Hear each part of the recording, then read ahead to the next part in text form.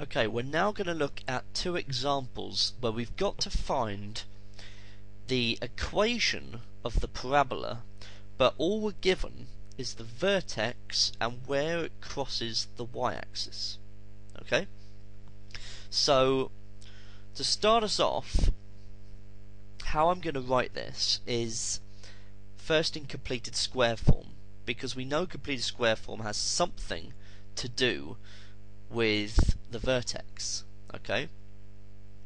So, if this was just y is equal to x squared that had been translated, then it would look something like this. Y is equal to x take away 1 all squared plus 5. Okay?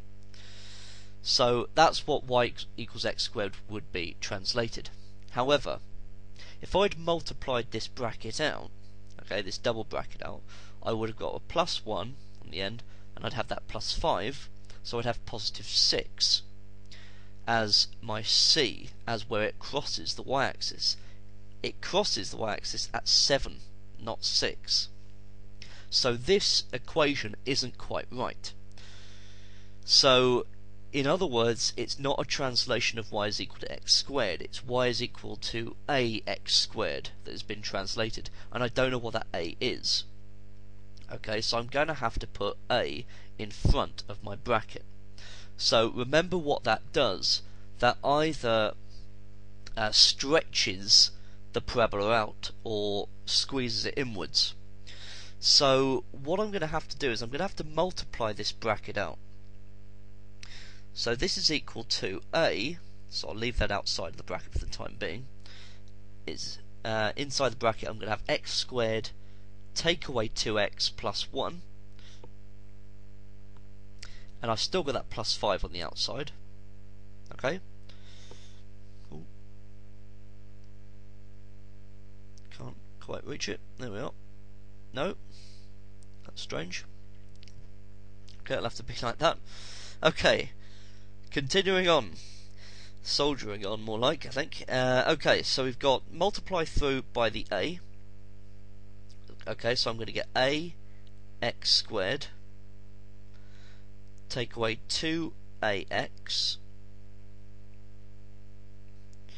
plus a, and I've got that plus 5 on the end.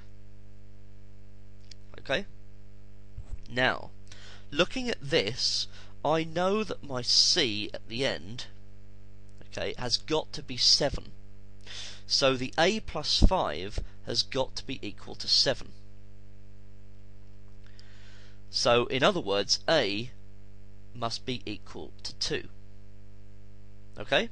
So, in other words, my equation must be y is equal to 2x squared take away 2 times 2 is 4, so 4x, and that plus 7 on the end, the 2 plus 5. Okay? So, all I did was I needed to recognise that the parabola passed through the point 0, 7.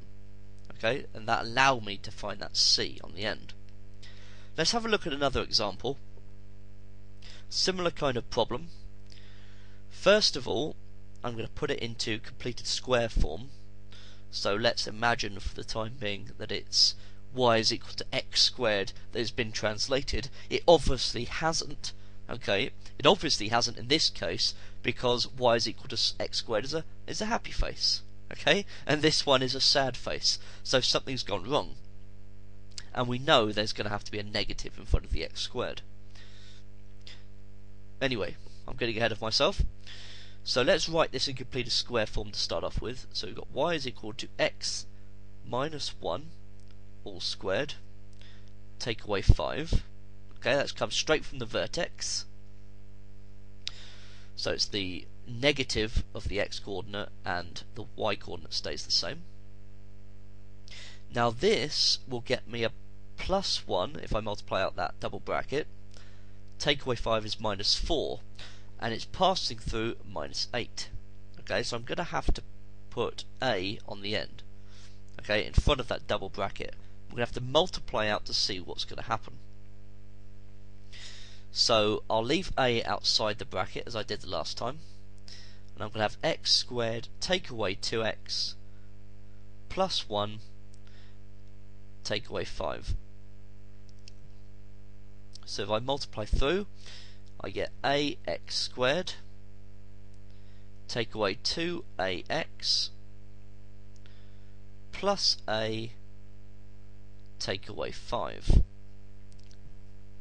Okay, so I need to recognize that on the end of my quadratic equation I should have negative 8.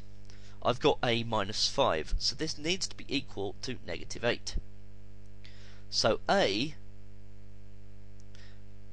must be equal to negative 3. Okay, so there we are. We've got it now. I can just put it back into my equation. Y is equal to negative 3x squared plus 6x, because that's come from minus 2 times minus 3, and I need to have that negative 8 on the end. And there we have it.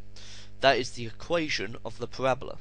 It just comes from noticing that it needs to pass through 0, minus 8.